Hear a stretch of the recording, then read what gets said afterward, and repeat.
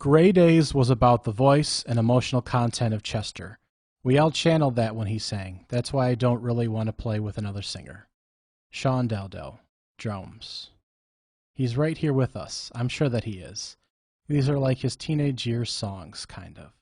And I think that what it does for his legacy is like very important because it's everything that kind of loops back.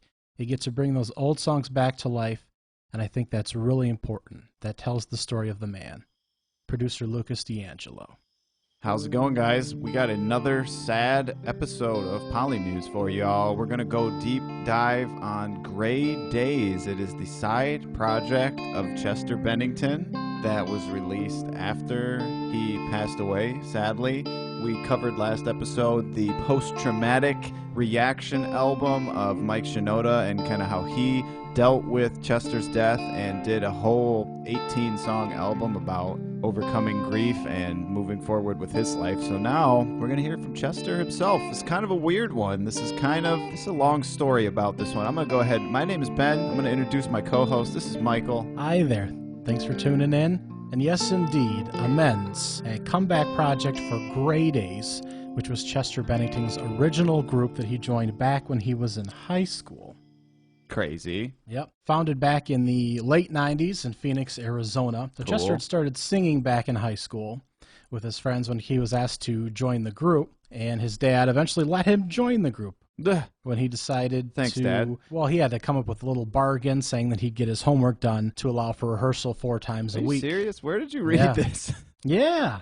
Well, it's out there. This is Gray Days. Gray Days. Absolutely. And that was what, 1993 we're thinking here? Around there? 1993, their first mixtape came out. 1994, Wake Me Up, the album came out.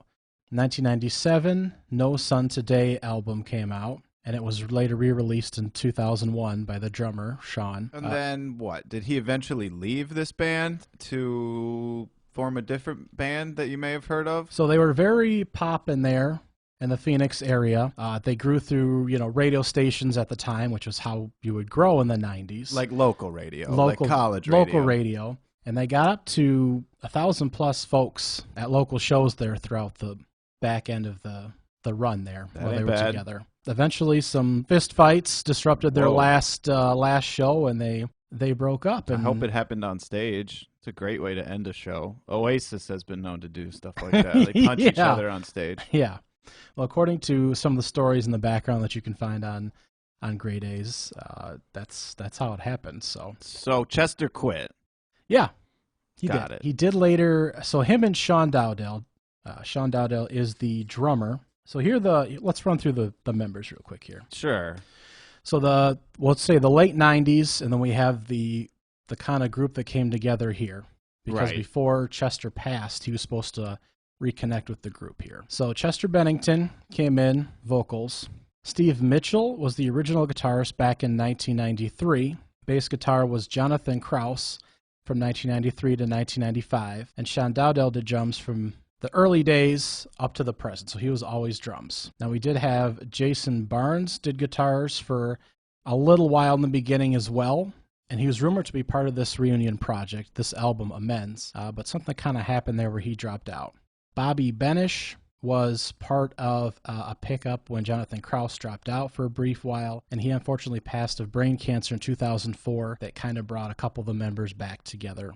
Now, on this newer project, we did have Christian Davis. So he's the one brand new member for this album. Okay. And he was originally approved by Chester. He's a friend of Sean's. The drummers were the two main folks here of Gray Days that stayed all the way through. Got it. And I'm not entirely certain if he was just behind the scenes as a guitar tech on different projects, but he was welcomed into the group to help on this project here back when Chester was still alive. Mm-hmm. And the other great big piece here, Mace Byers, bass guitar. He hopped in somewhere in the mid-90s there, middle of the run. Jonathan Krause dropped out, so Mace Byers hopped in there as bass guitar. We had a number of guitars and bass guitar. And he eventually rejoined here for this project as well. So we'll have Chester's vocals on here, Sean Dowdell at the drums, Mace Byers, who was part of the original group towards the back end, and then new member Christian Davis on guitars. Okay. So let's just do the timeline again real quick. So they were a band in the 90s. Correct. And they made 2 records. They did Wake Me and they did No Sun Today. Then they broke up. Then they got back together before Chester died. They were going to do a reunion album or tour or something, correct? Correct, yep. For a couple of years after the band broke up, Chester started on Linkin Park not long after, and Chester and Sean became partners in Club Tattoo, a big tattoo piercing place in Arizona. They have a few locations there. And they decided to kind of get together for a reunion show years later and reunite the band. So before Chester passed, they were going to re-record and rework a bunch of these parts for this album and get Grey Daze back together for a reunion show for their business partnership. So that's awesome. Yeah, but we didn't quite get that far, unfortunately. So Chester tragically ended his own life, as we've mentioned many times before, and then they continued to make a record using old clips of his voice with newly recorded instruments. So it's kind of like Reanimation, where you've got old clips and not new clips, but for Reanimation. But it's kind of the same idea, where they're taking old pieces of music, rearranging them, and making new songs out of old songs, essentially. And they completed it and did it after he passed as a tribute to him, with permission from his family, correct? Correct. That how it goes? Yes. That's how it goes down. Yep. Right. So it was done respectfully. It was done with, hopefully, with Chester's blessing as well. As we said on that earlier quote that you started with, they believe this was done with Chester's blessing as well. It's interesting to me that Grey Daze is probably more famous now than they have ever been, and that they were kind of a club band in the 90s, but now with streaming and with everything else and with the massive worldwide multi-platinum million-selling success of Linkin Park, that they're now in a position to kind of profit off of a dead man's voice. And I'm trying not to be too biased or upset about that one way or the other. I just do think that they are in the sweet spot, like the best possible sweet spot they've ever been in. They did this album, and then they have done a couple more EPs and stuff after the fact, singles and things like that. It looks like they've even gotten a gig on a soundtrack album. So they're like being promoted as if they're a real band or a current band or like a band that could possibly have a future, even though I'm sure that they were already scraping the bottom of the barrel of Chester vocal cuts already just to complete this one record that they did with 11 songs on it. Well, Sean did state in an interview that they do have enough for a couple more albums. So I'm not sure how that all comes together, but supposedly they have more in the vault still. But yeah, a very strange, even for a post album, for someone that's passed like this, to take old vocals from Chester's teenage years, and to strip high school, to strip apart the instrumentation and to rebuild the tracks around his remixed vocals. Although it was specifically stated by his wife that she didn't want the vocals altered, but they were still kind of mastered so that they were, clear 20 years later. And you can't tell. It does sound new. Other than the fact that some of the lyrics are not good, the actual vocal quality of the recordings, you can't tell. They mixed it right in, and it does sound like a modern record when they're all said and done with this here. So don't worry about that if you're thinking about checking this out. It's not like weird, like it doesn't sound like it was recorded on a cassette tape or something like that. It just sounds like a modern, normal record that he would have been able to do if he was alive and in the studio with them. So technology's gotten us that far. The album was released June 26th, 2020. 11 tracks long. There were about half the album was released as singles, technically. Okay. And a lot of the music videos are older clips from the 90s. That makes sense. From older performances. Makes sense. It's a different tone from Linkin Park. Kind of. Some tracks came together better than others. Oh, yeah. And it was released as like a modern album release. It was released in vinyl. It was released in big deluxe versions with different behind the scenes and acoustic versions and all the, T-shirts and all kinds of stuff. So released in a number of different packages like a modern album. And they did a DVD, right? Yeah. Just the whole recording process and where the vocals are actually coming from. That makes it a really unique album. Very strange. I think it's interesting that there's millions and millions of Linkin Park fans, and I feel like almost zero of them are aware of this at all or aware that he kind of did all these other two records in the 90s and this one as well. The two records they did in the 90s are really good. They are very contemporary, and they sound like 90s alternative radio rock albums. They can absolutely fit right in with what was considered cutting edge rock of the time, but they are kind of alternative even to that. So it's kind of amazing to me that Chester was able to kind of find a sweet spot, because, you know, Linkin Park was like the sound of the 2000s, the rock standard sound in a lot of ways, but it was also a very original alternative sound. So they were somehow able to bridge that gap between being kind of the sound of the time, but also kind of doing their own thing. And he did it in the 90s as well. If you go back and listen to the two Grey Daze records from the 90s, which we're not going to cover them separately, we're just going to roll them all into this one hoorah Grey Daze for the end of time episode for y'all, for the fans of the Polymuse podcast here. But point I'm trying to say, they're decent alternative 90s records all on their own, and they are absolutely an accomplishment and a great showcase of what Chester's capable of. So I just think it's incredible that he kind of had this whole other, I would say, successful band. I mean, they were not very famous or whatever, but I think artistically, musically, created a successful project here that is definitely of its time, but also unique. Yeah, I would agree. A few more notes here. Supposedly, the vocals took about 2 months to kind of clean up, about a year and a half of writing and a year and a half of recording. And writing and recording, right? I mean, they had to write. So it was a multi-year project to kind of deconstruct and then reassemble. We do have several guests here on the instrumentals. Okay. Including Brian Welch and James Schaefer from Korn. Whoa. We have a handful of other folks here. We have Jason Ranch from Breaking Benjamin. We have Marcus Curiel from POD, and just a number of other folks hopping on as well.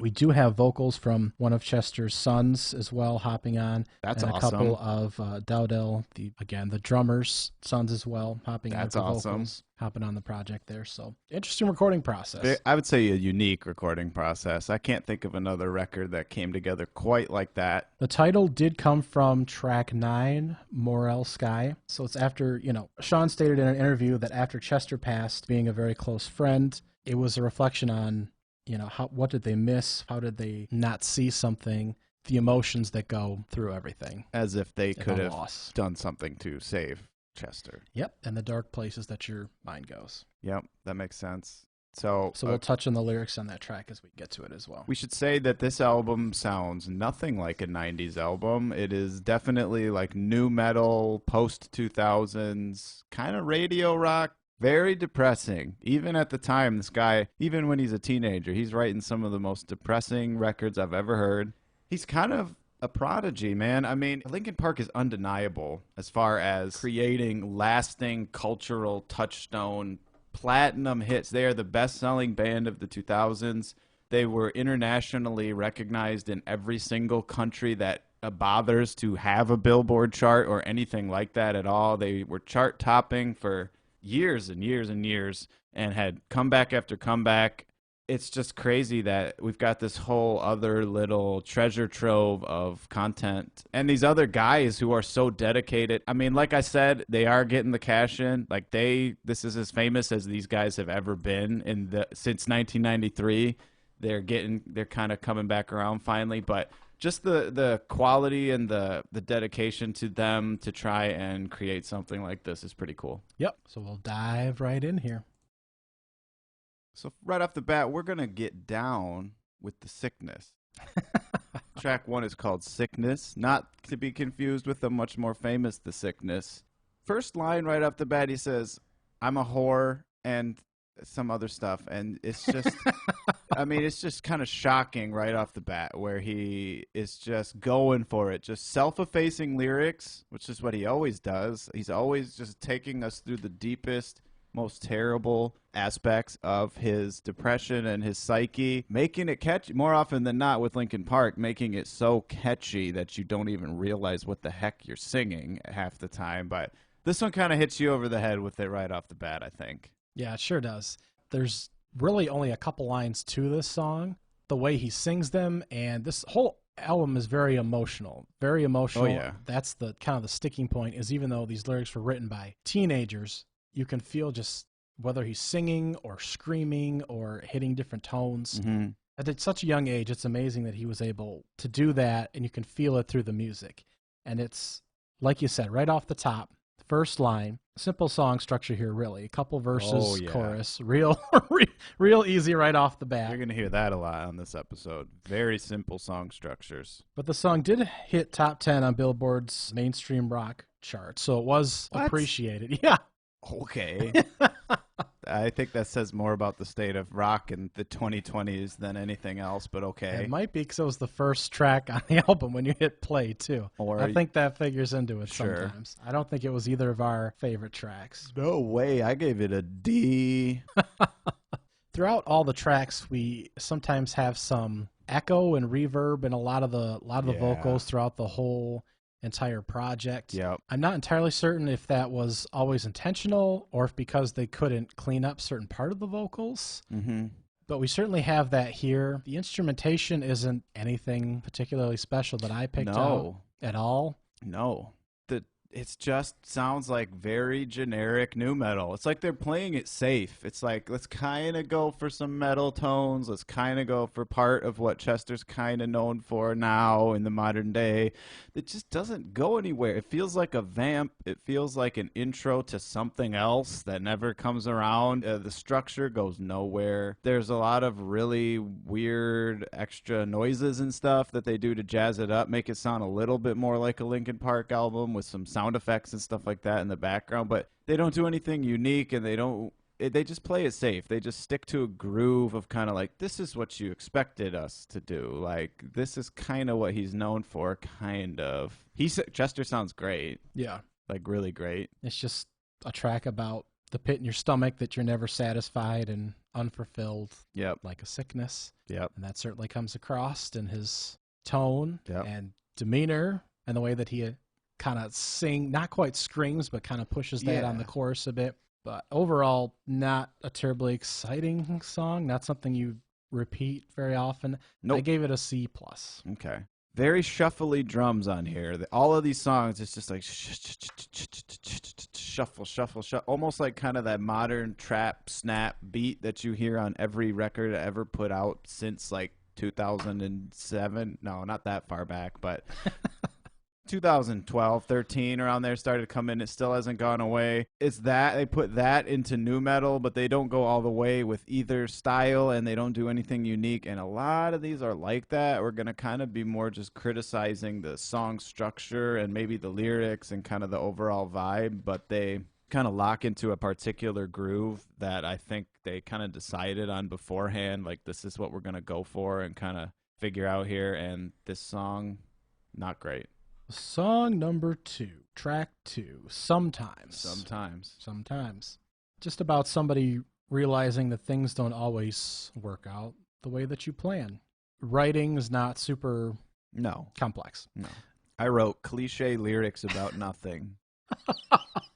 Well, supposedly the recording process for this was, the guys were kind of working on the track here, and Chester walked into rehearsal and just started singing words to what ended up becoming the harmony in the chorus here. Yeah. And the guys just kind of played and built the song around it. Right. So it was just a quick throw together and it worked. Yep.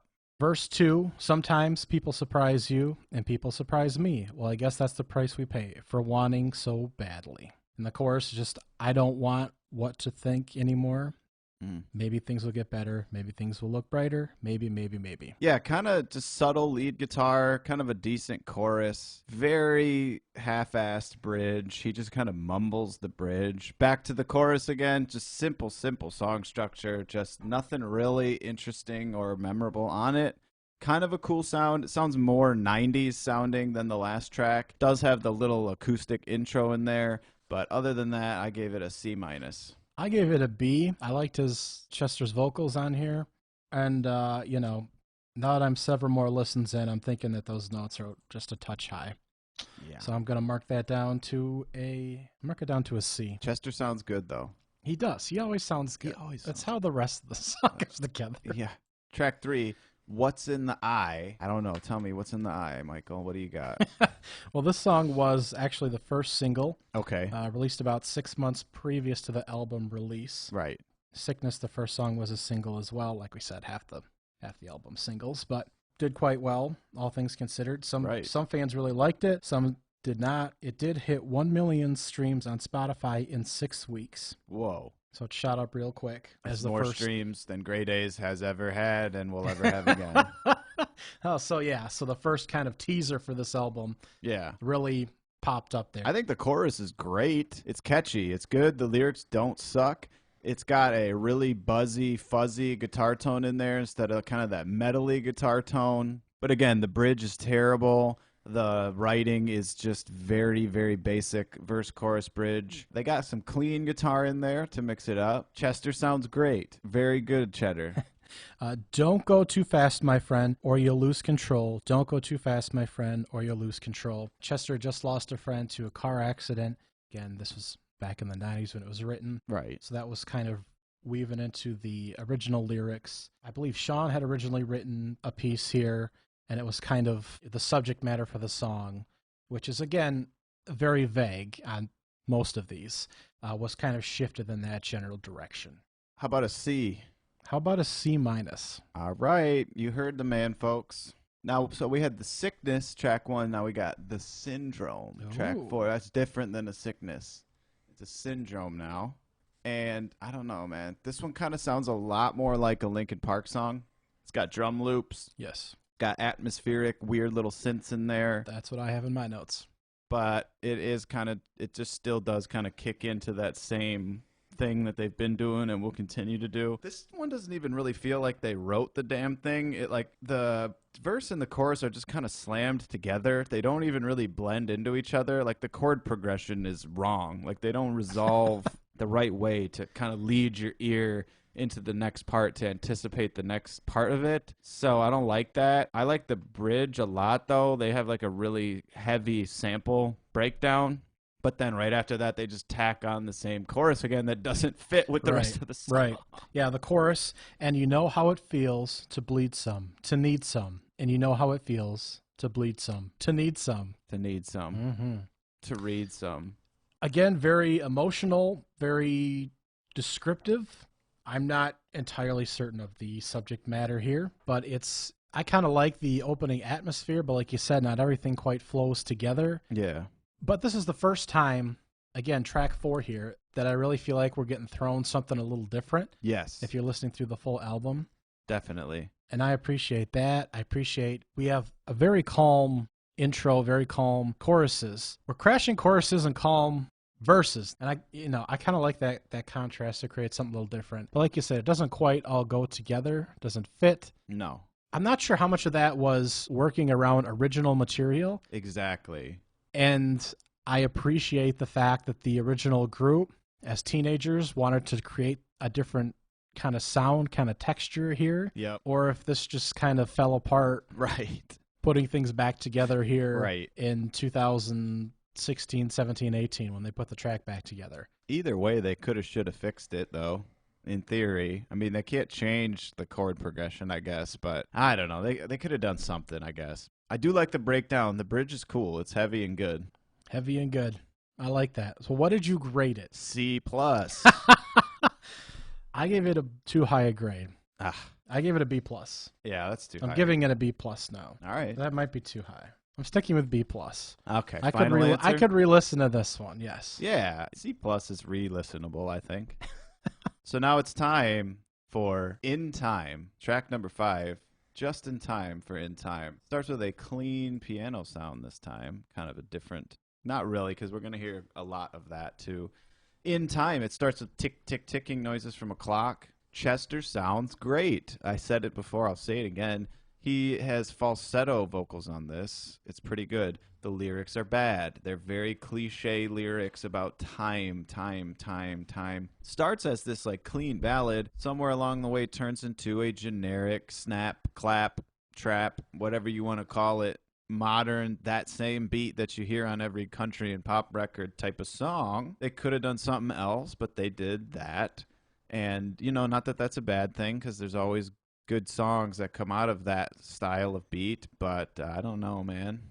Could have done something else. They could have. This one's actually kind of progressive instead of just verse, chorus, verse. It does kind of go somewhere and kind of build and build and build a little bit. Builds into a heavier rock song, but it's still that trap, snap, clap. You know what I mean? I do know what you mean. Yeah. I kind of like this song. Okay. I like the screaming vocals on here. Yes. I feel it's very emotional. I feel that the instrumentation, for the most part, doesn't step on what's trying to be shown through, the vocals for the lyrics, which good point, are not strong, but I don't think they're meant to be.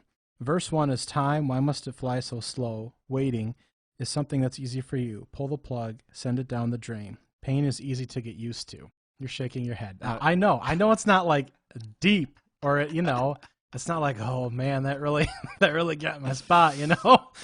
It's like, it sounds like a high schooler wrote it. Well, yeah, but I think it was good to kind of strip away the instrumentation when he's singing these parts. Yeah. And to allow him to hit his falsetto. We've got falsetto in here. Yeah. I think that's great to allow more of his kind of vocal range in here, little screams, a little falsetto, a little just singing. He's showing off in a good way. Yeah, so I really like that piece of it, and that he wasn't stepped on per se by a lot of shenanigans like we had in the last track, or all over the place, or a lot of just generic bops, and right. That hops in a little bit though, but I kind of like this one a little bit more. I gave this track an A-. I gave it a B. Okay. Well, hey, that's like your highest one yet. So far, so B. So far, so B. Here we got an explicitly titled song called Just Like Heroin, and it's not. It's dissimilar, I would assume, but that's the metaphor he's going with.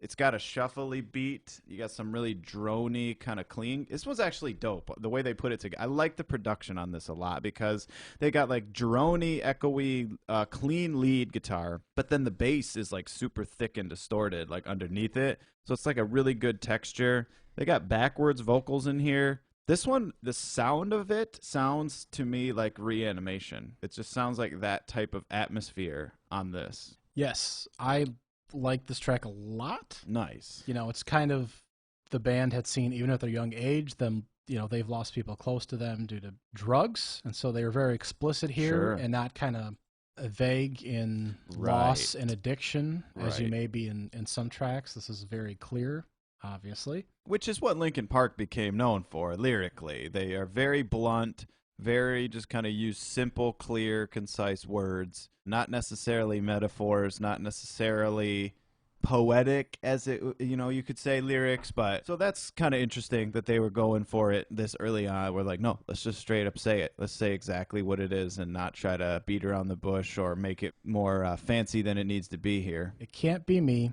Bring us to our passage. Show me my new skin so I can see what I've let in. Standing here with my thoughts, slow and sound, hard to understand, no one can ever bring everyone to see. Just like heroin, no excuses. Just like heroin, no excuses. What they do with the vocals is really cool. Mm-hmm. Kind of whatever they do to his vocals to kind of expand them. There's like double track of him. It might be fake, but they've got like him double tracked on himself with like a falsetto voice singing the same part. And he screams on it, too. So I don't know how much of that was, like, digitally done, or maybe that was his son. His son, did he say his son sang on this? His son sings in a later track. On a different track. Yeah, okay, well, whatever. But they figured out how to make it sound like a double track on this, and it's great. Yeah, so his range on this, I think, is awesome. Yeah, I gave it a B. I gave it a B+. Dang, just like heroin. Give it a B. B12. Speaking of B's, we got B12. Track 7 is called B12. So we do have the Korn gentleman on here, a couple guys from Korn who hopped in. Terrific. It's written by Chester when he was 12. Come on. That's why it's pretty much nonsense in the lyrics. Sure. Just a bunch of words kind of thrown together. As far as the chorus, which is hoorah, hooray. No, hooray, hoorah. There we go. It blends in together. Yeah. But anyways, for as much as a mishmash as it is, and just words, acid trips, big fat chicks, purple Flintstone vitamins, all the needy, rich are greedy. Nothing wrong with any of that. No. That sounds like a great time. It's a great, I don't know. It's a great I'm up and I'm down. on board for this. Fist pump, jump up and down. Yeah. He raps on this. He legitimately raps. It's like rhyming, quick, percussive, non-melodic vocal. It's not quite rap, but it counts. And I think that's pretty cool that he didn't start rapping on Linkin Park stuff until the very, very end when him and Mike would kind of switch it up a little bit. But this counts. I think this is him rapping. Yeah, I think so too. A song that I don't know. This is just I think this is one of the better songs on the whole album. Oh yeah. Despite the lack of real content, and despite the not bringing a whole lot instrumentally, it's just a jump up and down party track. Yeah. And I don't know how much of his voice. It sounds like a lot is kind of, I don't know how much reverb there is on there. It's distorted. That's kind of hard to tell. Kind of disappointing if there's a lot too much going on there. Mm-hmm. But it is enjoyable.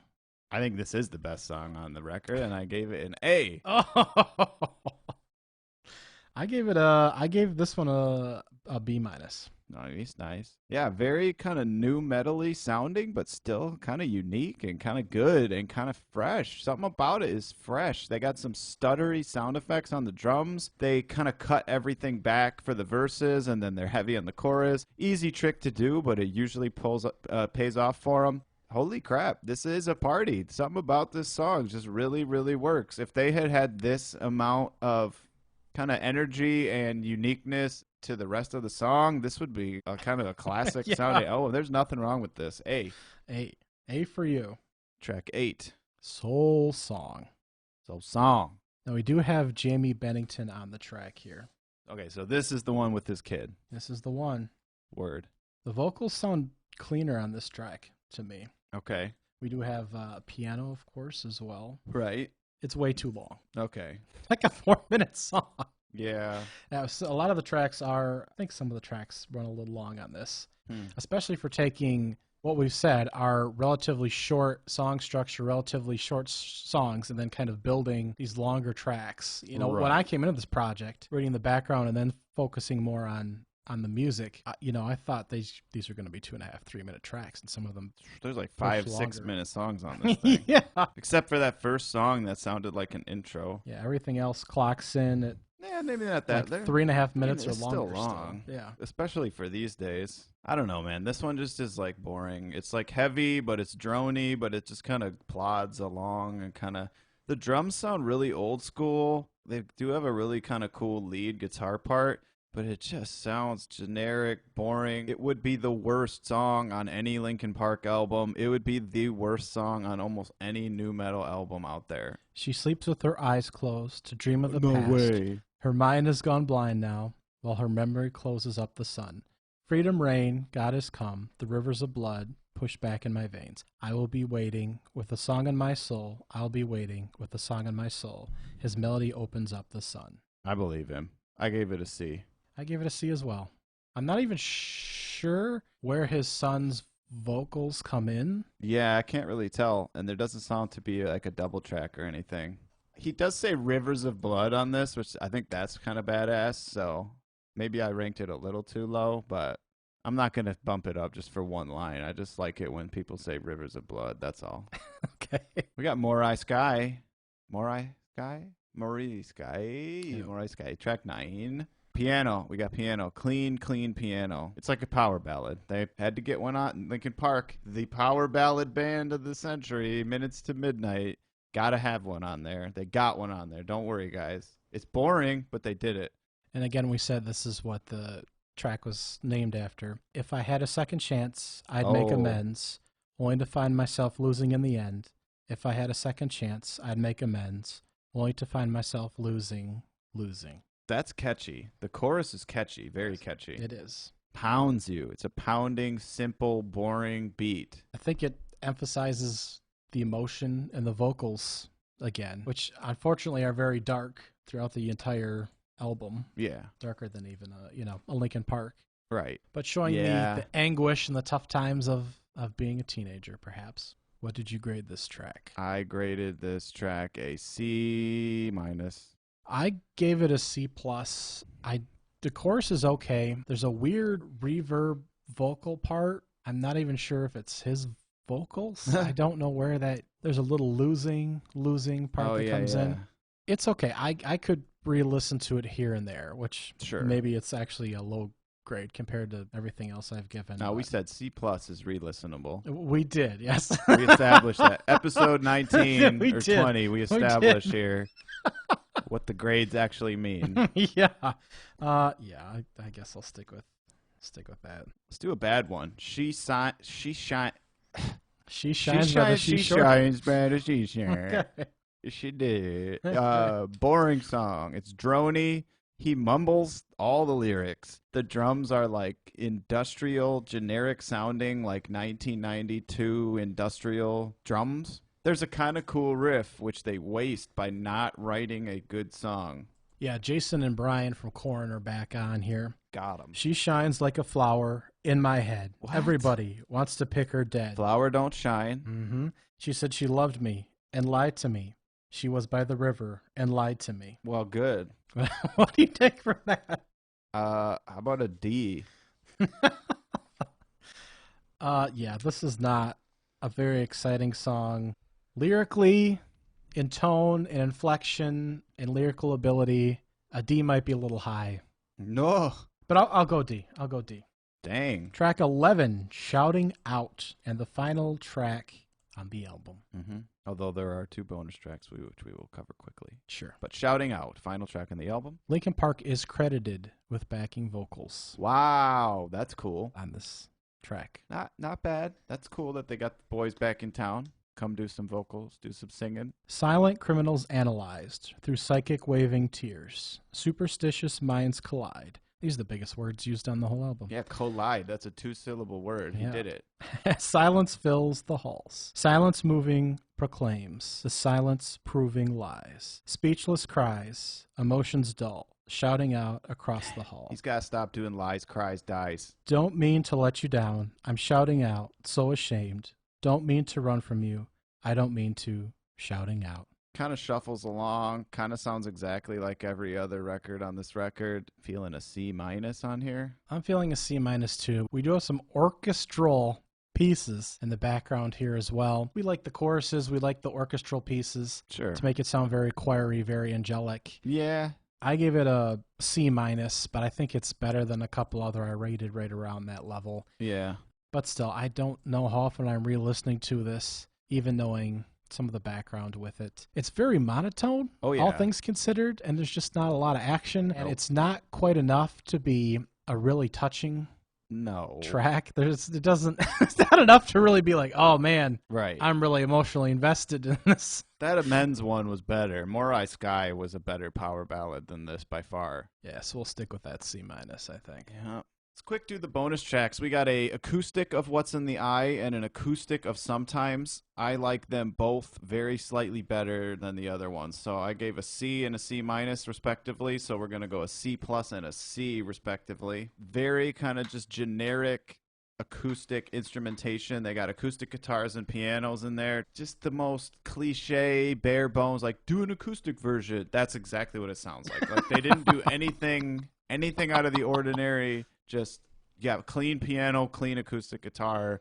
nothing special about it, did not rearrange it at all. But you don't hear Chester on that type of a record that often, so that's why I gave it a slightly higher score. Just, okay, fine, let's hear what he sounds like on just generic MTV unplugged version. Here you go. The occasional live set they did is Linkin Park, because of course they had a DVD with almost every album, and even on everything they showed, they didn't do a lot of acoustic material live or otherwise. Ever. Right. So exactly. It's really a treat to be able to see that, even if it's older material. I'd mark it up a grade as well. Cool. Let's do any other last thoughts on Gray Daze before we send them off into the sunset forever. You know, if they continue to release more music with Chester's vocals, I'm not sure that I'm super stoked to hear it.